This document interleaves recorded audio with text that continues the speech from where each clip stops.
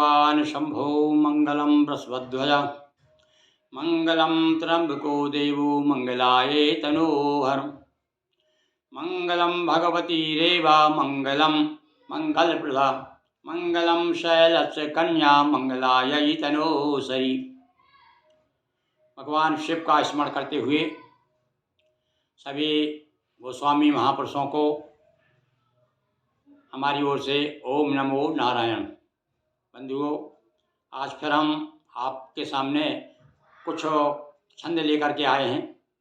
देखिए, गोस्वामी कौन, इसको मैंने एक पुस्तिका बहुत पहले लगभग ये बहुत ही पुरानी कृति जो पहले प्रकाशित हुई थी, आज से 2500 साल पहले गोस्वामी प्रकाश नाम की एक छोटी सी कृति मैंने प्रकाशित की थी। उसके 2-3 छंद आपको सुनाता हूँ। उसमें मैंने बताने का प्रयास किया है कि गोस्वामी कौन है। सुनिए 4 लाइन। आदि काल से धर्म भूमि को शोभित करते आए। गोस्वामी कौन है, ध्यान दीजिए आप एक एक पंक्ति पर।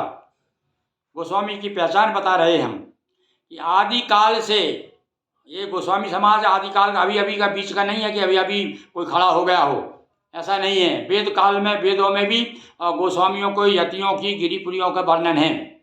तो आदि काल से धर्म भूमि को शोभित करते आए और जिसके अंगरादि पूर्वज ने वैदिक सूक्त बनाए। अंगरा ऋषि, अंगरा है, विष्णुपुरे हैं, ये जो ऋषियाँ हैं, इन्होंने की वेदों में सूक्तों की रचना की है। संस्कृत के बड़े बड़े सूक्त बनाए हैं, श्लोक लिखे हैं वेदों के। तो जिनके अंगरादि पूर्वज ने वैदिक सूक्त बनाए और जिसको कर संगठित शंकराचार्य धर्म पद राखी। ऐसे ही 10 नामी जो ब्राह्मण थे, उनको एकत्रित करके, संगठित करके, और शंकराचार्य भगवान ने जो है धर्म की रक्षा की। यह तो आप सभी मानते हैं। तो अब देखिए तीसरी पद फिर से सुनिए। आदि काल से धर्म भूमि को शोभित करते आए और जिनके अंगरादि पूर्वज ने वैदिक सूक्त बनाए और जिनको कर संगठित शंकराचार्य धर्म पद राखी, वही कर्मयोगी सन्यासी गोस्वामी कहलाए।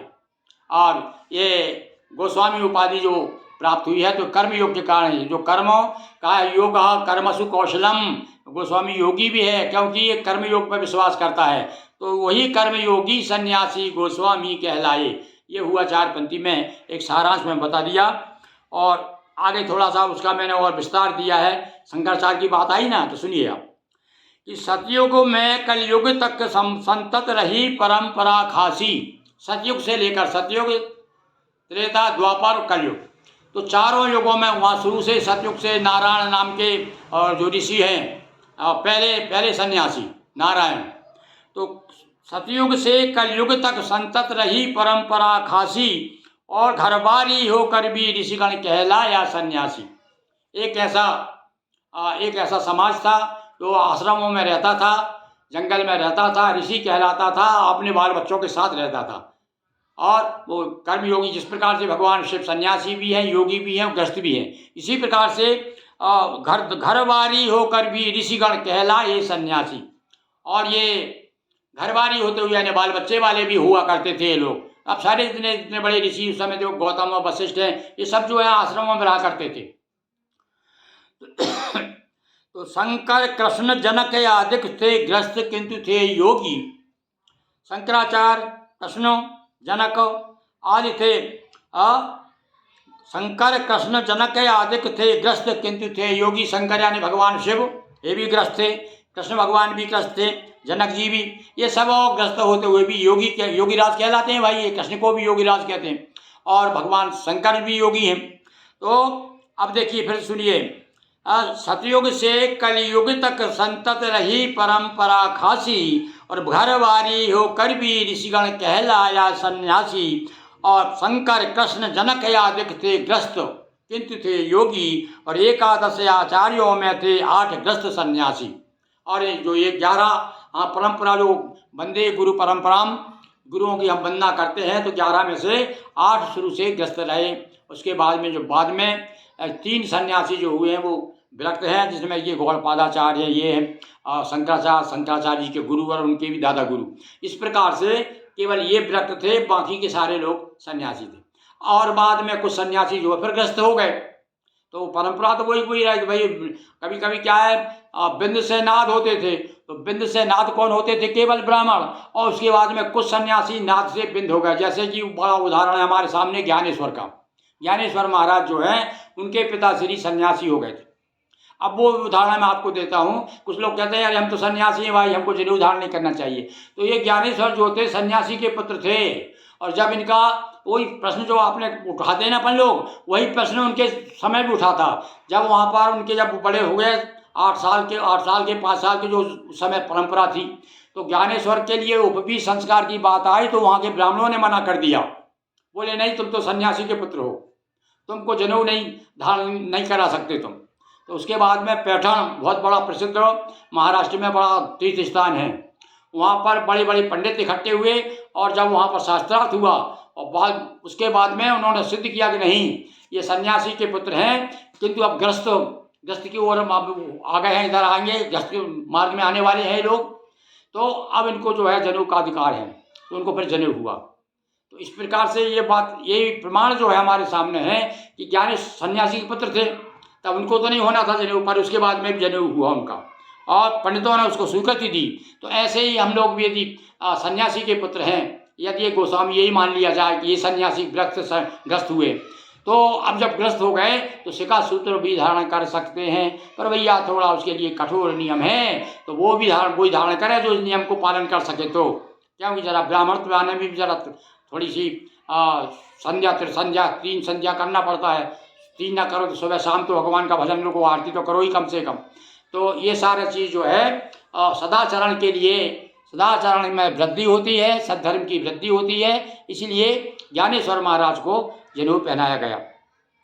आगे सुनिए, एक छंद और सुनाते हैं, उसमें भी आपको लगेगा कि हाँ ये कविता जो है याद करने लायक है। सतयुग में सन्यासी ब्रह्मा विष्णु रुद्र उजागर। ब्रह्मा विष्णु और रुद्र ये तीनों जो है सन्यासी थे, सन्यासी माने गए हैं। कब? सतयुग में। और त्रेता युग में वशिष्ठ शक्ति अरु ऋषि पाराशर है। कहाँ में? त्रेता युग में वशिष्ठ शक्ति और ऋषि पाराशर। और द्वापर में वेदव्यास सुखदेव हुए सन्यासी। अब वेदव्यास जी भी जो है बाल बच्चे वाले थे, सबको मालूम में ग्रस्त थे वो, तो ये भी सन्यासी माने गए। तो वेदव्यास जी और सुखदेव ये हमारे कलयुग के सन्यासी। और उसके बाद में फिर कलयुग, ये द्वापर युग के यहाँ भाई, तो फिर से सुधार लीजिए हम अपनी गलती, क्यों कभी कभी क्या ध्यान नहीं रहता। फिर से सुनिए आप। सतयुग में जो सन्यासी थे ब्रह्मा विष्णु रुद्र, त्रेता युग में शक्ति और पाराशर, द्वापर में व्यासदेव और सुखदेव, और कलयुग में 3। कलयुग गौड़ गोविंद शंकराचार्य हुए हैं यतिवर। गौड़पाद और गोविंदपाद और शंकराचार्यपाद, शंकरपाद। तो ये 3 सन्यासी ये कलयुग में ये विरक्त हो गए। तो अब उसके बाद में हुआ क्या कि एक शुरू से ही हमारे यहाँ 2 धारा चल रही है। एक धारा तो गोस्वामियों की वो है जो आदि काल से ग्रस्त हैं, मतलब, और शंकराचार्य के ग्रस्त होते हुए भी शिष्य हो गए हैं। हाँ, ऐसे कुछ ग्रंथों के प्रमाण मिले हैं कि कुछ ग्रस्त भी उनके दीक्षा ली थी उन्होंने शंकराचार्य जी से। जरूर नहीं कि वो उनके दल में मिल गए हों, गृहस्थ आश्रम में रहते हुए भी। जैसे अभी बहुत से सन्यासी आते हैं हमारे यहाँ पर, महामंडलेश्वर वगैरह आते हैं, और हम भी कहते हैं गुरुदेव हम तो बाल बच्चे वाले हैं, आपको दीक्षा लेना चाहते हैं, वो उनको भी दीक्षा दे देते हैं। तो उनके कहना चाहिए महामंडलेश्वर के विरक्त भी शिष्य हैं और ग्रस्त भी। इसी प्रकार से कुछ ग्रस्त परंपरा चली आ रही थी ब्राह्मणों की, गोस्वामी ब्राह्मणों की, तो वो भी शिष्य थे। तो एक तो वो परंपरा। इसके बाद में क्या हुआ, कुछ विरक्त लोग जो है ग्रस्त हो गए, और अब वो ग्रस्त हो गए तो अब वो साथ साथ में क्या, ये बड़े भैया बड़े बड़े मठ और बड़े मठाधीश लोग, पैसे वाले लोग, तो पैसा भी जो है बहुत प्रभाव डालता है। तो जहाँ आज ग्रस्त लोग जो आदिकाल से कुछ गोस्वामी ब्राह्मण जो थे वो भी गिरी पूरी लिखते थे, तो ये पैसों के प्रभाव में सब सेवा करते थे मठ मंदिरों में, तो उनके जो बाल बच्चे हुए तो रोटी बेटी का व्यवहार हो गया। तो मेरी मान्यता है। और यदि इस बात कहीं गलत लग रही हो तो मुझे बताएं आप कि वाकई में ऐसा है कि नहीं। तो इसके कारण क्या होता है कि वो हम जो मूल रूप हमारा भूल गए ब्राह्मणत्व का, क्योंकि इनके प्रभाव में, महंतों के प्रभाव में जो बड़े बड़े मठाधीश पैसे वाले जो ग्रस्त विरक्त थे और बड़े चमत्कारी थे, और चमत्कार को नमस्कार है भाई संसार में, तो इसलिए हम लोग उसके अनुगत हो गए, तो वह मूल रूप भूल गए। तो हम साथ साथ, इसलिए हमारी दो धारा चल रही है। तो इसलिए हम मूल रूप से ब्राह्मण तो हैं ही।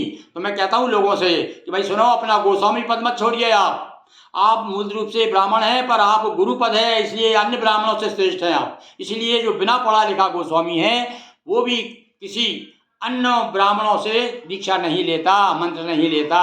क्यों नहीं लेता? क्योंकि उसके अंदर गुरु पद है, शंकराचार्य के द्वारा ये प्राप्त हुआ है। तो वो भले चाहे गृहस्थ आश्रम में शंकराचार्य शिष्य हुए हो हमारे पूर्वज, अथवा वृत्त जब गोस्वामी रहे तब भी ऐसा रहा है। तो ये थोड़ा सा ये होने, अब कुछ लोग जो है एक आंख मूंद करके ये बात कहते हैं, अरे नहीं साहब हम तो ब्राह्मण ही हैं। तो भाई देखो, ऐसी जिद नहीं करना चाहिए, क्योंकि हमारे आदिकाल से हमारे कम से कम तो हमारे पूर्वज 2-3 पीढ़ी तक तो हमें ज्ञान है कि हम लोग अपने आप को बाबा जी सन्यासी मानते रहे। और ये इसलिए मानना है कि उस समय पढ़े लिखे थे लोग नहीं थे, और जो आपने जो मठ में जो गुरु बैठे हुए हैं उन्होंने जैसा बता दिया वैसा हमने मान लिया। पर अब जब हम इतिहास की तरफ जाते हैं, खोज करते हैं, पता लगाते हैं, लगता है भैया गिरिपुरी तो पहले भी थे और गस्त भी थे, और वो आकर के शंकराचार्य जी के शिष्य हुए। तब फिर ऐसा लगता है कि भाई हाँ, एक धारा दो धारा शुरू से चली आ रही है, एक नाथ की और एक बिंद की। इसलिए कहते हैं तो नाथ की और कोई बिंद की। तो नाथ के यानी किसी भी जात का आदमी जो है जाकर के शंकराचार्य के जाकर सन्यासी हो सकता। किसी भी जात से मतलब क्या? केवल ब्राह्मण क्षत्रिय, ये दो क्षत्रियों को क्यों लिए लेना पड़ा? उसके लिए कुछ मजबूरी थी। बताते हैं 400-500 साल पहले से ये जब विधर्मियों ने ज़्यादा परेशान करना शुरू किया, हमारे धर्म पर आक्षेप करना, हमला, तो फिर उन्होंने जो है कि भैया केवल शास्त्र से ही काम नहीं चलेगा, शास्त्र और शस्त्र दोनों चाहिए, तब ये जमात खड़ी हुई। तो इस प्रकार से ये गोस्वामी समाज तो वाकई में पूज्य समाज है और गुरु समाज है। ये गुरु जाति मानी जाती है। दूसरे लोग आज भी जो है बिना पढ़ा आदमी भी गोस्वामी गुरु कहता है। इसलिए हमारी गुरुता तो हमें नहीं भूलना है, हमारा गोस्वामी पद तो अक्षुण्ण रखना है, क्योंकि ये गोस्वामी का अर्थ ही होता है। अरे गोस्वामी पद के लिए तो ब्राह्मण लोग भी तरसते हैं, जा करके अपने मूल मुड़वाते हैं जाके शंकराचार्य के यहाँ करके, और सरस्वती और गिरी उदाहरण महामंडलेश्वर हों चाहे वो शंकराचार्य हों। तो अभी जितने भी अभी जो है ये शंकराचार्य हैं, सब ब्राह्मण घर से आए हैं, और आकर के उपाधि पर उन्होंने दशनाम उपाधि यही धारण करनी पड़ी उन्होंने, तब जा करके वो पूज्य हुए। तो भैया इसलिए ये गोस्वामी समाज जो है निश्चित रूप से जगत गुरु है, पूज्य है। पर वो जगत गुरु कभी है, हमको देख करके जब दुख होता है कि हमारे जगत गुरु जो गांव में जितनी जगह जगत गुरु हैं वो जगत गुरु नहीं है, वो जगत भिक्षुक हैं। कुछ लोग, अधिकांश लोग जो गरीब हैं बेचारे, जो अपढ़ हैं, जिनके शिक्षा का अभाव है, उनको लते आते हैं दूसरे समाज के लोग। हमने देखा है, अपमान होते देखा। इसलिए ये बात कड़वी जरूर है, पर इसलिए कह रहा हूँ। तो भैया हमें अभी समझना है, आगे बहुत बढ़ना है। तो इसलिए आप जो है अपने अंदर पहले तो ब्राह्मणत्व लाइए, यानी संध्या करिए, भगवान का पूजन अर्चन ध्यान स्नान सब बड़े विधि विधान के साथ में करिए, और बराबर अपना जो बाना है वो तो आप छोड़ेंगे नहीं, अपना बाना धारण कीजिए। फिर देखिए कैसे नहीं आपको लोग नमन करते हैं।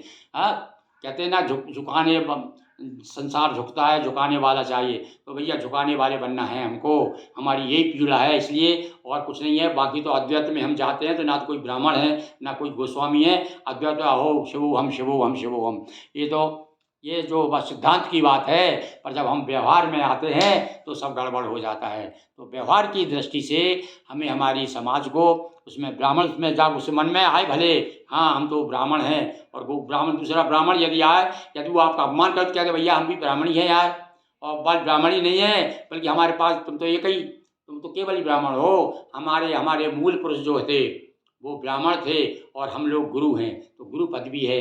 इसलिए हम आपके कहना चाहिए कि यदि हमारे पास योग्यता है तो हम अन्य ब्राह्मणों को नमस्कार नहीं करें, अन्य ब्राह्मण आपको नमस्कार करें। करते हैं, इसमें सिर्फ दो मत नहीं, आज भी हमने देखा चमत्कार। तो भैया चमत्कार को नमस्कार है। तो आज हमने आपको थोड़ा सा फिर चर्चा की। हमें आपसे चर्चा करने में भी आनंद आता है, पर आप लोग मौन मत रहिए। आप थोड़ा सा बिना किसी कहना चाहिए मन में किसी प्रकार का दुर्भावना ना रखते हुए, और अभी प्रेम के साथ में अपन संवाद करें, और देखें कि भाई समाज का किस बात में आपका ज़्यादा लाभ है। और बाकी में भैया कुछ तो हम तो कभी कभी तो जब ज़्यादा दुखी देखते हैं, गरीब पुरियों की हालत ख़राब देखते हैं, तो कह देते हैं भैया देखो जिस संग में सड़ा लग जाता है उसको काट दिया जाता है संग, उसको नाम। तो इसलिए अब मैंने कुछ लोगों ने देखा गरीबपुर लिखने बंद कर दिया। उन्होंने क्यों लिख दिया? अरे बोले भैया इसके कारण जो है बड़ा अपमान होता है।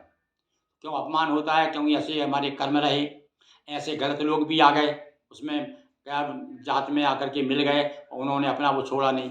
अब कभी कभी ये भी देखता है हमने गोस्वामी समाज में कुछ लोग जो है सुरापान तक करते हैं। तो भैया ये आप कहते तो हम तुम जगत गुरु हो भैया, पर कैसे सुरापान कैसे आ गई? तो इसके पीछे बात ये है कि भाई कोई क्षत्रिय बालक बाद में वो सन्यासी हो गया, उसके उसके सदा नहीं संन्यास, उसके बाद में वो ग्रस्त हो गया, विरक्त से मेहनत हो गया था, उसके बाद में संन्यास था तो क्षत्रिय का, तो क्षत्रिय में जो है खून में तो अंश है ना उसके, तो इसलिए वो मांसाहार सुरापान कहीं कहीं यदि हो गया है तो उसके कारण उनके पूर्वजों की गलती के कारण, और नहीं तो जहाँ ज्ञान है, जहाँ पर ज्ञान आ गया वहाँ पर आदमी ने वो छोड़ दिया है, हटा दिया है उसे।